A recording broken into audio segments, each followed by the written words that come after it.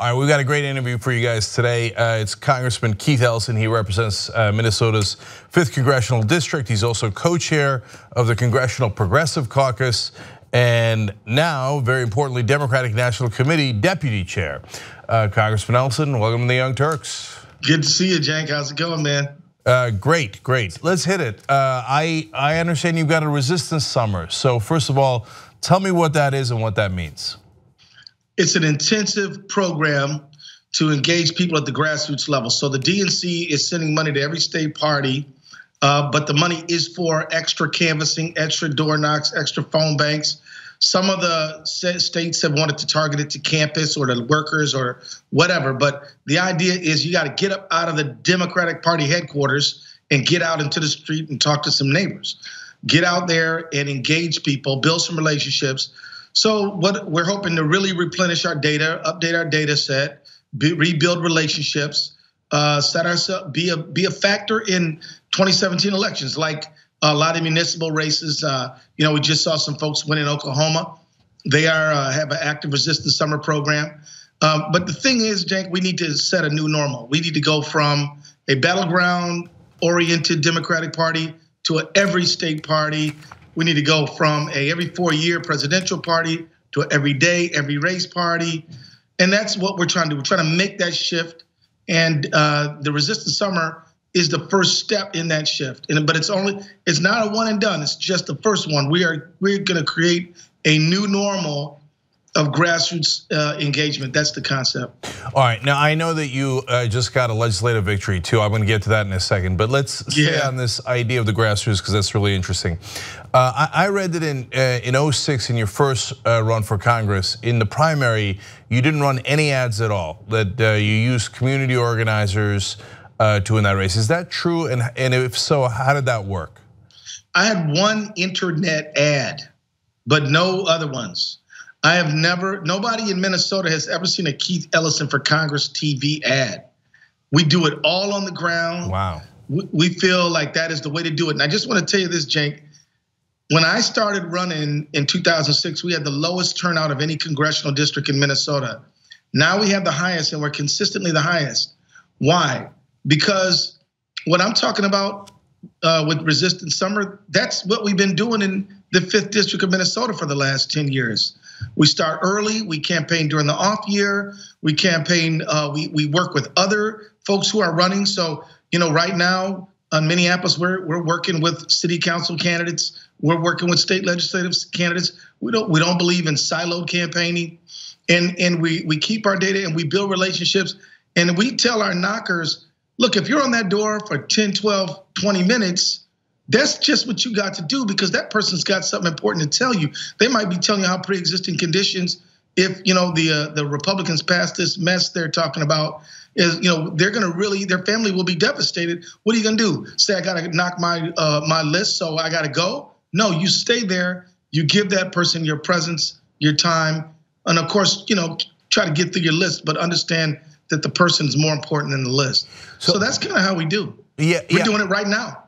Yeah, I'm super interested in that. So is that something that we could do for each race? I mean, the smaller the race, the more you can knock on doors. That's logical. Everybody gets it's a state race or it's a council race or even a district race like yours. But can you do it at the state level? And is that a paradigm shift that could be successfully executed across the country? Brother, that's what I'm praying for. I think we absolutely can do it statewide, nationwide. You use technology. So like we got this thing called Knock 10. It's an app. And what it'll do is if you plug into it, it'll give you 10 people who live near you to knock. When you're done, you put the data in and then you go knock 10 more. And then you can, if you really want to go engage your neighbors around Democratic Party ideas, you can do it because we're trying to help you with technology. We got with Resistance Summer, we got this number, 43367, and then text resist. We'll give you updates on what we're doing. But here's the thing, Cenk. This is all about people-to-people relationships. The people are way ahead of the Democratic Party. The people are like, hey, we want to knock, we want to engage, and you can come knock with us or not, but we're knocking anyway. We're marching anyway, we're demonstrating anyway. So my thing is to say, look, Democratic Party, we've got to be with the people.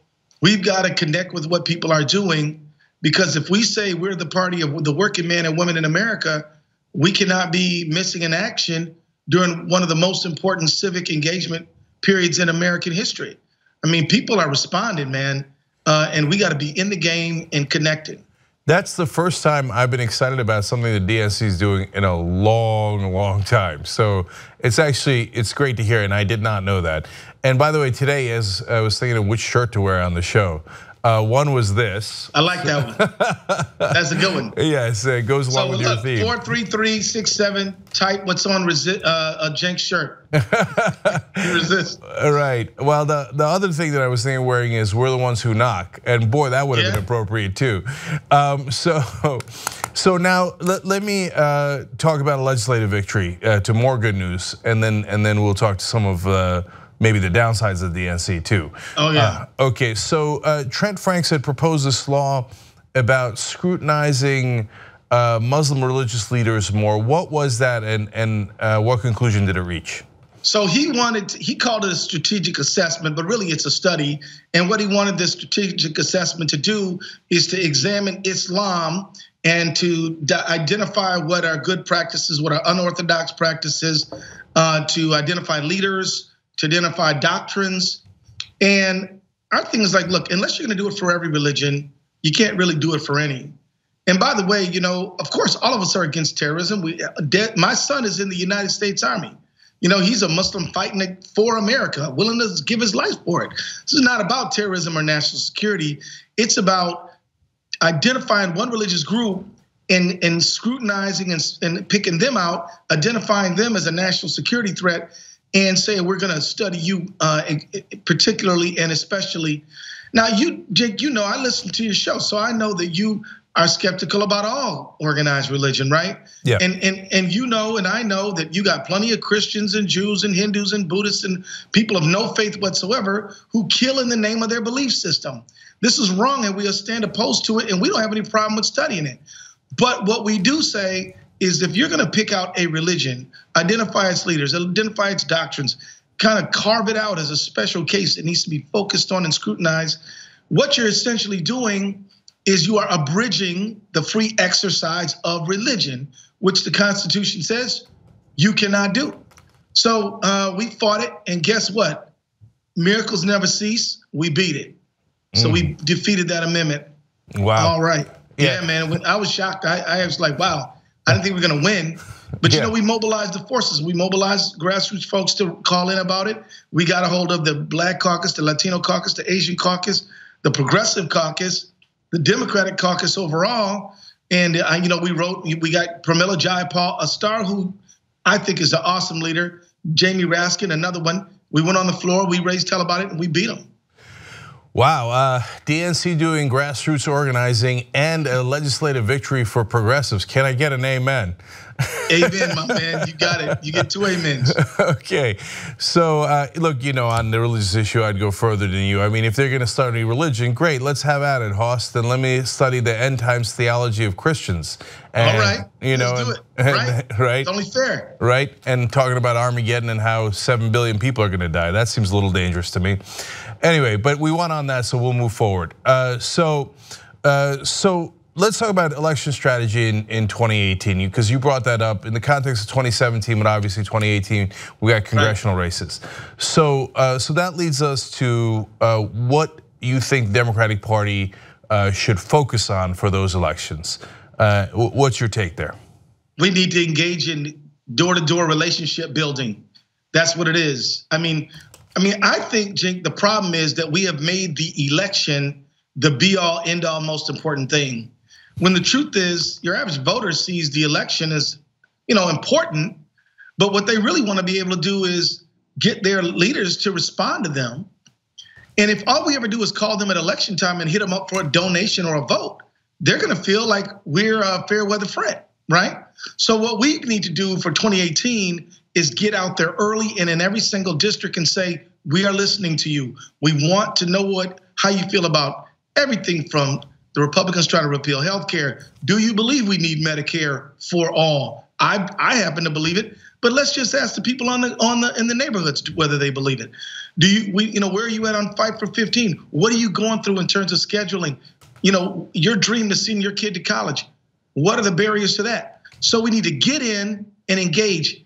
And Cenk, I'm one of those folks who believe that you can come up with the best damn message ever, but if you don't deliver it to people, you don't listen to people, you're not present with people, it doesn't work. So the most important thing is to get out there now, engage now, sit down and shut up and listen now, and be present in the lives of people. That's what we got to do. Yeah. As a matter of strategy in how you approach getting votes, I agree with it. But on the issues, I need a little bit more clarification there. Sure. So is the DNC going to get behind specific issues, Fight for 15, but very, very importantly, Medicare for all? Or are they going to be neutral and not take a stance? Well, let me tell you, man, I became the deputy chair in February 25th. I have been for the last 10 years on John Conyers' single payer Medicare for all bill. I'm on it now, I've been on it, gonna stay on it. And I am all the time persuading people that this is the right direction for the nation. Of course, we have this immediate problem of having to defend what we got. And so I'm all in there too. But we have this platform process where we engage Democrats all over the country and we hash it out, we debate it out, we fight it out.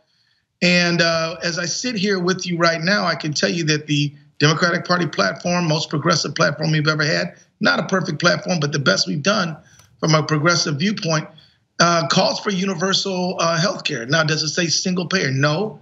But, look, I'm one of those people who believes sometimes you just got to stay in the fight rather than saying it's not good enough now, so I quit. I'm not like that. I'm the guy who says, we got that this time, we're going to get the next time. So that's really where it's at. I can tell you this.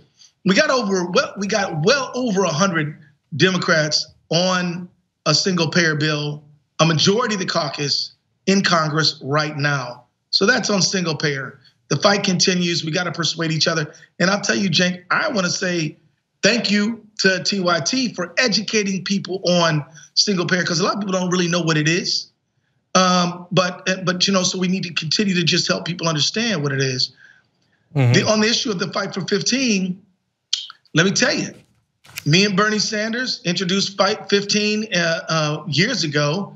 We've been working on it ever since. Progressive Caucus has been doing it. Now, I'm telling you, man, a month ago, you had Schumer and Pelosi, you had Steny, and you had Patty Murray all in a room with me and Bernie and Bobby Scott calling for 15, right? So what does that mean? That means what used to be a marginal position for elected Democrats now is a mainstream position. And I give all the credit to groups like yours, TYT, but also folks who marching in the street, protesting. And I've been out there to those protests. Me and Bernie were on the streets with people, and so we know how critical it is. But if people will stick and stay and keep fighting for their position, we can move these guys to the position we want them to take, and 15 is a perfect example of that. I think I might have literally run into you at one of those protests. Yeah. So I hear you on that, but focusing on the DNC for a second. Sure. So look, on Medicare for All, I think National Nurses Union did an amazing job. They're awesome. And Justice Democrats did a great job. Those two together helped to nearly double the number of people who are supporting you and Conyers now on his bill in the House on that issue. But as for the DNC, is your mission to get more Democratic victories or to support Democratic incumbents? Because those might be different. So for example, if there's a Democratic incumbent who is not for Medicare for all, who is not for a lot of policy positions, that's one side is policy. The other side is you think the incumbent maybe doesn't stand as good a chance of winning as someone else in a Democratic primary. What does the DNC do in a circumstance like that? What I think we should do in that situation is emphasize what it really is, how much money it actually saves, how we can cover more people. I don't know any politician, not one, who isn't freaked out when somebody tells them that before we got the Affordable Care Act, people were being denied, dropped, having sky high prices because of pre-existing conditions. You want to solve the problems of your constituents, this is the policy you should be taking. Now, people don't take that position right away. I'm not one who's gonna say, we're gonna come down hard on you. But what I think part of my goal is to prove to people that progressive politics is winning politics, right? Good policy is good politics, right? But you've got to sell it. You've got to explain to people what it's all about. Here's the thing where I'm at with the DNC. I can't come down on people with a doctrinaire position, but I will continue to advocate how I feel and what's important. Am I answering your question? Because I really want to. Yeah. Look, so I understand that you're in a very tough position because you're very progressive, and some of your incumbents are not. They're just not, right? And so you got to support, as the deputy chair, you got to support the DNC, and you got to support folks. And I don't know how they come out on primaries. Actually, look, I get that you're policy-wise, you're trying to push them in the right direction, right, the best you can. So let me just focus a little bit more on the primary issue. As a matter of policy at the DNC, if there is a primary between a Democratic incumbent and a Democrat who's challenging them in a primary, do you guys take sides? Do you support the incumbent, or do you just say, hey, we support them equally and good luck to both of them? The latter. We got to stay out of that. We cannot get in a primary, not for an incumbent, not for anybody. And let me just tell you this: as a politician, as somebody who stands for election, and I'm an incumbent, I always tell people, folks aren't trying to insult you by filing in a race that you hold a seat in. This is a chance for you to tell everybody what a great job you've been doing. This is a chance for you to run and to reestablish why you should win. So don't look at some Democrat running against you as some horrible thing. Look at it as a chance for you to say, hey, y'all, look at my report card. I've been getting good marks. Re-elect me. So we need an attitudinal change about that. I got to admit to you, Cenk, I've talked to a lot of friends who said, can you believe that guy filed against me? I'm like, yeah, so what? If you're doing a good job and you're telling your story, you're gonna beat him. You're probably gonna beat him anyway. But don't be afraid to win your seat. It's important. And I'll say to anybody, losing an election is no dishonor. You're right. It's really not. If you take a position, principled position that you believe in and is going to help people and is good for our country, upholding our Constitution, and as a result of that vote you lose, well then there's a lot of things out here to do. But don't ever sell yourself out, because you may lose your election anyway, and now you've lost your election and you voted against your own conscience, which is a double whammy. So that's kind of how I feel about it, man. The DNC, as long as I'm around, will never be involved in getting in the middle of primaries. But then there's the pragmatic situation too. You got some folks who, if we lose that seat, if that person loses that primary, are they going to lose that seat? Which is kind of a scary proposition, because at the end of the day, we got to have somebody. We got to have majority. So it's not what you're asking me is not an easy call, right? It is a tough call, but we tell people to run hard, stay close to your constituents. Look after your people, put them first, and then after that, you've done all you can do. But as you said earlier, my take is that a progressive position is a winning position. So I agree. So I think that if a more progressive candidate wins, even if they're not the incumbent, they're not more likely to lose a general election. They're more likely to win a general election. Well, you know who would probably agree with you on that is a guy named Rick Nolan. Now, Rick Nolan comes from a very tight district in northern Minnesota. He comes from a conservative district, which is just about 50-50. He's a great member of the Progressive Caucus, and he's been winning. He's been beating this gazillionaire named Stuart Mills. I hate to say the guy's name, but Rick beats the pants off of him, and so I think that progressive politics is a winner. I mean, but you can't always convince people of that. And sometimes they think to get the money to win, you got to go do what the folks who have the money want you to say. And sometimes Medicare for all and minimum wage are not top of their list. So that's reality. But look there, Congressman Ellison, that is the heart of the problem. So if you're focused on the donors' desires, then you lose track of the voters. I mean, that's right. 58% of the country says they want Medicare for all. 53% say they want a government takeover of healthcare. That's right. These are new times. 77% are in favor of Medicare. So a campaign that says, let us into Medicare. Why is it only for 65-year-olds and above? Let us into Medicare is a winning campaign, but if your donors say that they don't want it and then you listen to them, that is not winning strategy, that's not pragmatic, that's a losing strategy. That's what I tell them. That is what I tell them. And I think you're absolutely right. But we gotta continue to prove our case, Cenk. We've gotta. I think the reason I asked you to come on the show is because I like what you guys are saying about that. Winning politics and winning policy being the same thing. And look, we can go further than that. What about issues around sane, sensible rules on guns? What about sane, sensible stuff on marijuana laws and drug laws? I mean, winning the public approval of these issues is high.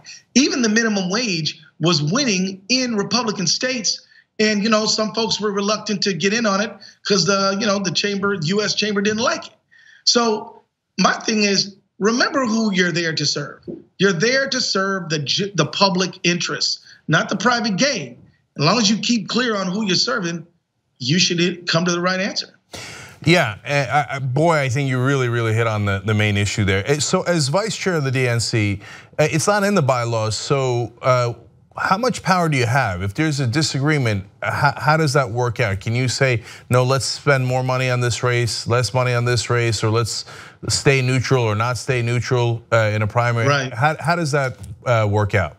Well, in terms of neutrality in the primaries, that's the policy of the organization. All we got to do is live up to it, right? And that's the fact. In terms of my own role, I can tell you that Tom Perez and I have been working together very well. I tell you this, Jake, before either one of us jumped into this race, we were friends. He was the Department of Labor. I was fighting for labor issues all the time. We worked together on stuff all the time. During the race, you noticed we weren't crashing on each other. We weren't trying to tear each other down. There were a lot of debates and there was never any ugly. And now we're working together very well. And so, Tom has been running all over the country trying to help us get the money we need, working on the internal mechanics of the organization. I've been working on something called Democrats Live, which is a weekly live stream that we do every week, and be great to have you on one day. And also I've been leading this Resistance Summer effort and got a few other little projects we're working on too. But we've been working together cooperatively. Now, the truth is, both Tom and I are reformers. We're trying to take an organization that was battleground state oriented, an organization that was focused on TV and raising big money, and that's it. Now we're trying to go more grassroots. So we're both trying to, change the institution. And so, obviously we've got to stay in touch and communicate a lot to do that. And I can tell you, I can look you right now and tell you my opinions have been valued and respected. Although, I don't get everything I want exactly as I want it, but that's what it means to be on a team. If you won the DNC race, would you have made Tom Perez your vice chair? Yeah, sure. I mean, Tom's a great guy, man. I mean, I got to tell you, he's one of my favorite members of the administration. I mean, he was a great labor secretary, and he distinguished himself all the time in the way he stood up for working people. So, I mean, whether it's on the fiduciary rule, whether it's on the wage theft issue or whatever, we work together a lot. So, last question for you then, Congressman Ellison. So, there's one last dynamic in the DNC, and I think you made a compelling case for, Tom Perez does what DNC chair traditionally does, raise money, et cetera, and you're doing the grassroots, and that's a powerful combination.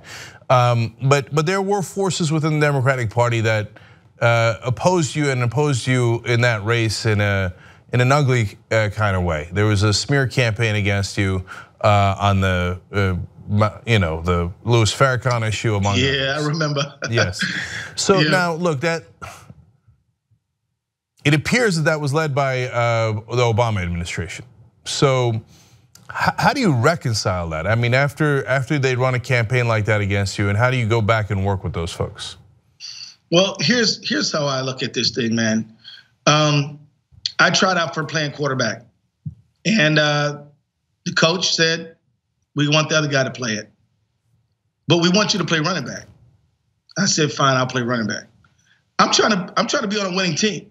That's what I'm trying to do. Because at the end of the day, Cenk, when Democrats lose elections, bad things happen to people. I mean, look, they're trying to strip healthcare from 22 million people. They would if they could. They just jacked us out of the Paris Climate Accords. I mean, if it's bad, the Trump administration is doing it. So in my opinion, the most important thing for me to do is focus on what's good for the American people, get on the team and contribute the best way that I can. If I keep it in my heart that somebody did me dirty, I can't focus on what the people need. Now, I'm gonna tell you this, Tom Perez has always been decent and straight up with me, and I respect him. If there's other folks out there who weren't that way, I don't pay them any mind. I keep the eyes on the prize. And what is that? That is making sure that we have liberty and justice for all, that no matter what color you are, no matter what religion you are, no matter who you love, you get treated equally. And that we make sure that the average American, the working people of this country, have an economy that serves them too. And so, that's where I'm focused at. So you asked me, how do I deal with some of that mess? And let's be honest, there was some mess, right? Yep. There was. Yep. I just keep my focus on the urgency of the moment and what the average American family is dealing with, and that allows me to continue to work as hard as I can. All right, Congressman Keith Ellison, thank you so much for joining us on the Young Turks. Really appreciate it, and thank you for giving us rare, encouraging news about the DNC. So hey man, if you want me back, I'll come back, Cenk. But thank you guys, and thank your whole crew, and all you guys. You guys are the bomb. So thank you very much. All right, thank you. We appreciate it.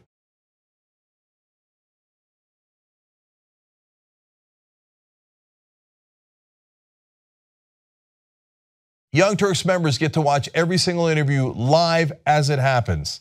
TYTnetwork.com/join.